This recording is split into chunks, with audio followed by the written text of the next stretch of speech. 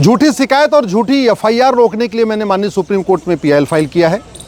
और माननीय supreme court को बताया कि किस तरीके से झूठी शिकायत और झूठी एफआईआर के कारण लोग आत्महत्या कर रहे हैं।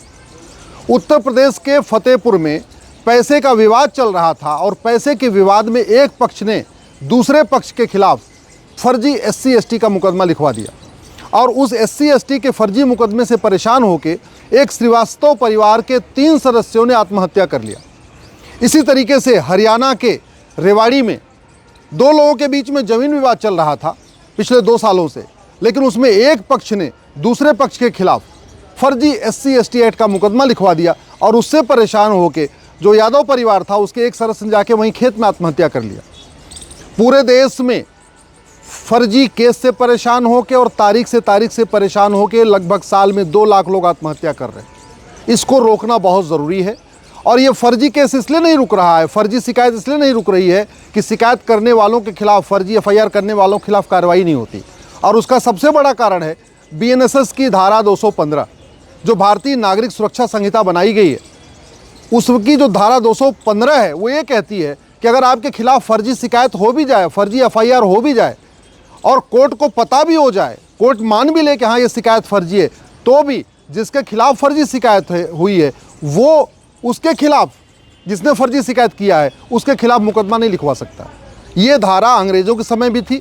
और वही धारा कॉपी पेस्ट होकर BNSS में भी आ गई है। जो अंग्रेज़ों के समय प्रावधान था एकदम वही word to word copy paste करके धारा 215 बना दिया है। इसलिए मैंने माननीय सुप्रीम कोर्ट से मांग किया है कि धारा 215 की व्याख्या ठीक से की जाए, आज की परिस्थितियों के अनुकूल की जाए और जब ये प्रूव हो जाए कि ये शिकायत फर्जी है, ये एफआईआर फर्जी है, तो जिसके खिलाफ एफआईआर की गई है फर्जी, उन लोगों को भी ये परमिशन मिलनी चाहिए कि वो भी जाके अपनी एफआईआर लिखवा सके और जिसने फर्जी शिकायत किया है उसके खिलाफ मुकदमा चला के उसको भी सज़ा दिलवा सके। ज़मीन विवाद हो रहा है, फर्जी SC/ST का केस हो रहा है। सड़क का विवाद हो रहा है, चक्रोड का विवाद हो रहा है, फिर भी फर्जी SC/ST का केस हो रहा है। पैसे का विवाद हो रहा है, फिर फर्जी छेड़छाड़, फर्जी बलात्कार की घटनाएं हो रही हैं।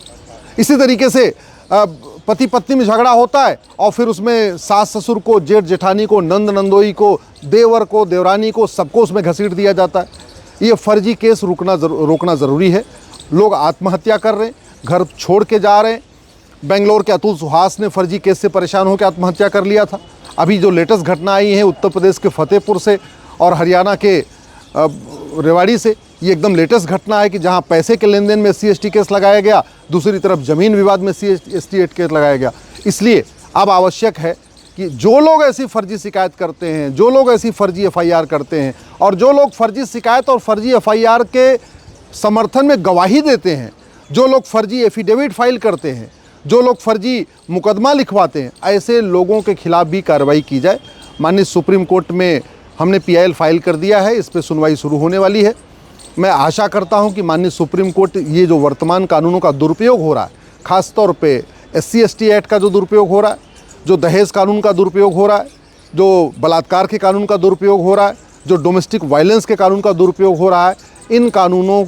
का दुरुपयोग रोकने के लिए एक गाइडलाइन बनाएंगे जिससे कम से कम लोग फर्जी केस से परेशान होकर और फर्जी शिकायत से परेशान होकर आत्महत्या न करें। इसके पहले भी एक मैंने पीआईएल फाइल किया था, उस पर माननीय सुप्रीम कोर्ट पहले नोटिस कर चुका है, जिसमें मैंने ये कहा था कि प्रत्येक थाना में, प्रत्येक तहसील में, प्रत्येक कोर्ट में,